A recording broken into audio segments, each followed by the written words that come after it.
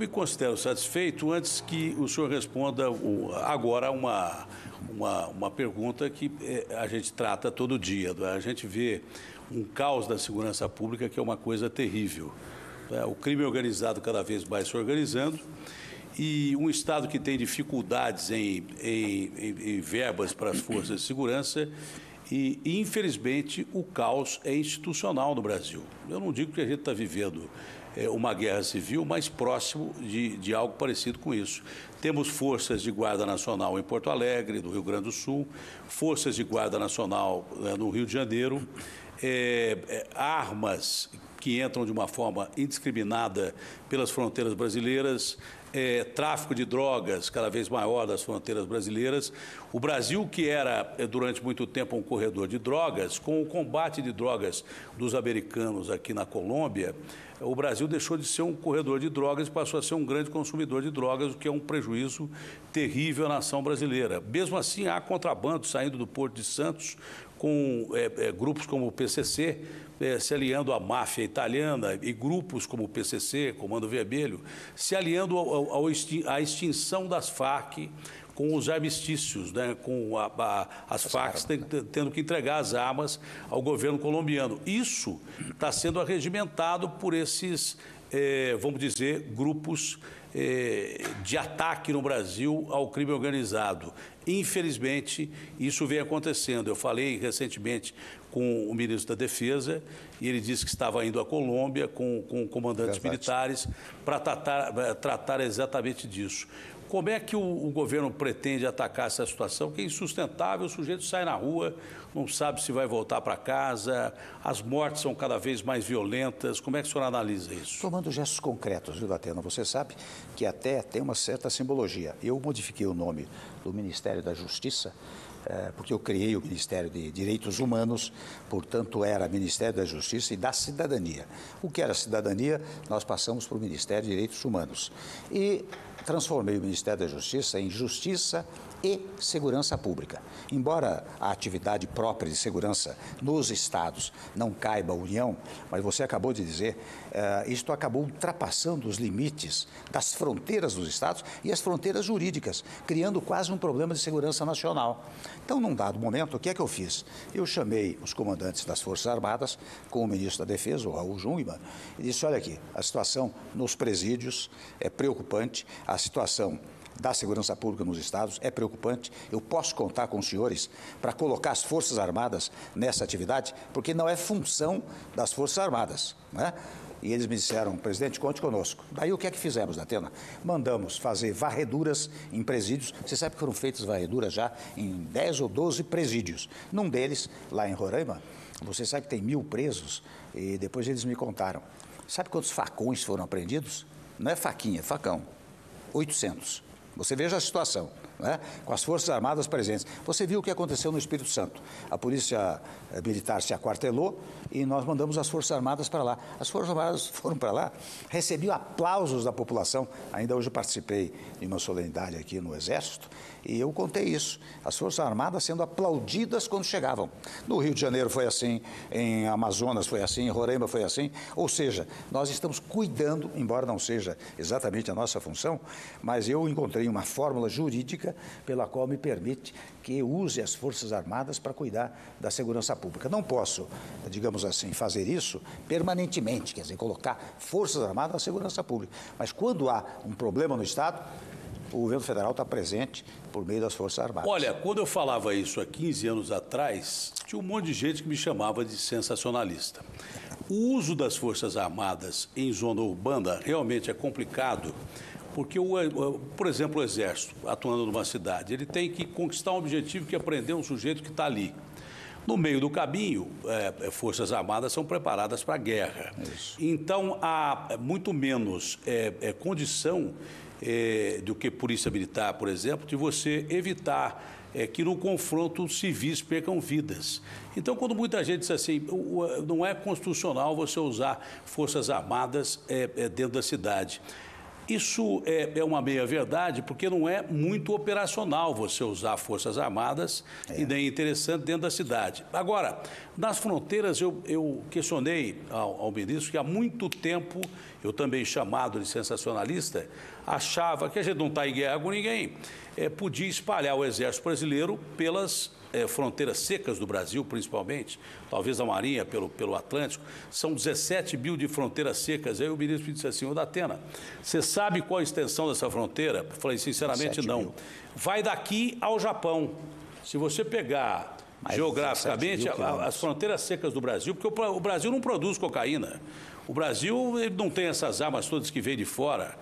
O Brasil está numa condição limítrofe com esses estados que produzem cocaína, com esses países que produzem cocaína. Se você não acertar com o lado de lá e o lado de lá deixar continuar produzindo, vai chegar aqui. Então ele me disse, nós temos a presença do Exército em locais afastadíssimos, não é? Onde não há polícia. E aí o Exército exerce o poder de polícia de fronteira. E diz que é impossível você usar nas fronteiras brasileiras de uma forma definitiva uma fronteira que vai daqui ao Japão, fisicamente o Exército Nacional. Eu fico feliz em ouvir o senhor falar isso, porque quando eu dizia isso há 15, 20 anos atrás, eu dizia, olha, o cara está primeiro na rua, depois ele vai entrar na sua casa, depois ele vai para o shopping, esse cara é sensacionalista. E ouvindo isso de um presidente, eu fico muito feliz. Mas eu vou acrescentar que nós estamos atendendo, pelo menos parcialmente, a sua sugestão. Porque a história das fronteiras, ela tinha, digamos, policiamentos das Forças Armadas episódicos, de vez em quando. Agora é permanente. O Jungmann tem razão. Não dá para botar nos 17 mil quilômetros da fronteira brasileira exército em todo lugar. Mas hoje, a base em todos os locais. Primeiro ponto. Segundo ponto. Muito recentemente, nós lançamos um satélite brasileiro, você sabe? E esse satélite, em primeiro lugar, vai trazer banda larga para o... Vai melhorar a internet, comunicação no Brasil. Melhora tudo. Desde lá da floresta amazônica até Porto Alegre. Informações com códigos exclusivamente brasileiros. Pronto. E mais ainda, vai fiscalizar melhor as fronteiras, porque eles vão detectar certas coisas nas fronteiras. Você veja, isso é produto no que fizemos, mas por meio das Forças Armadas. Mas isso é novidade, porque eu perguntei ao ministro, ele não quis abrir. Eu falei, agora nós já esse lançamos. Satélite tem objetivo militar de fiscalizar as fronteiras, ele não quis abrir. Mas o senhor, que é o comandante em chefe das Forças Armadas e transparente, quer dizer que esse satélite tem objetivo militar. É militar de proteção das fronteiras, percebe? Militar de proteção das fronteiras. O seu objetivo central é estender banda larga para todo o país, mas sob o foco das fronteiras ele vai exercer um papel extraordinário, indicativo, né, de onde há delito. E não há como satélites de outros países entrarem na criptografia. Acertei do satélite brasileiro, é isso? Eu creio que sim. Não é minha especialidade, mas eu creio que sim. É isso.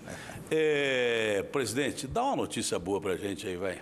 A primeira notícia boa é que eu estou gratíssimo pela gentileza que você teve em vir me entrevistar aqui em Brasília. Para mim, é uma boa notícia. E para o povo, eu sugiro otimismo. Você sabe que o brasileiro sempre foi muito cordial, muito fraterno, muito amistoso, né?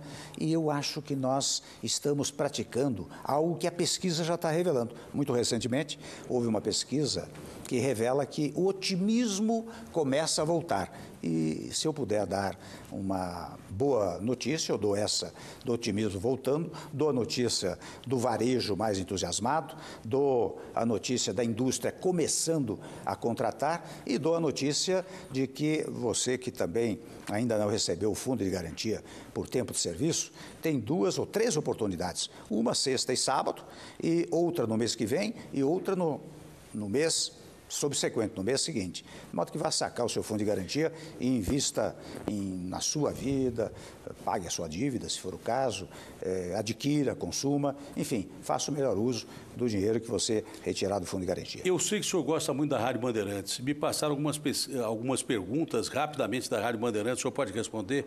É tudo curto e grosso, não é? Por que o INSS, é pergunta de ouvinte, não pode ser optativo? se o sujeito quer ou não se aposentar, ele pode escolher uma previdência privada, isso é Mas isso contemplado? Você sabe pelo seguinte, tem naturalmente a necessidade da contribuição da Previdência, mas hoje tem a chamada Previdência Complementar.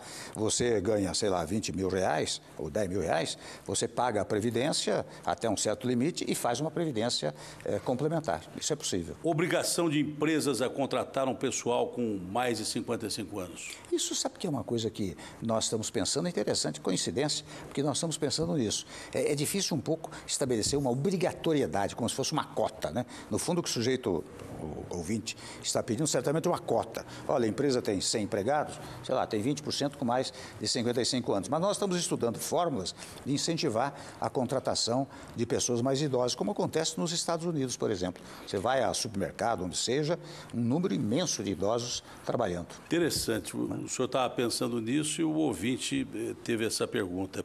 Reforma tributária.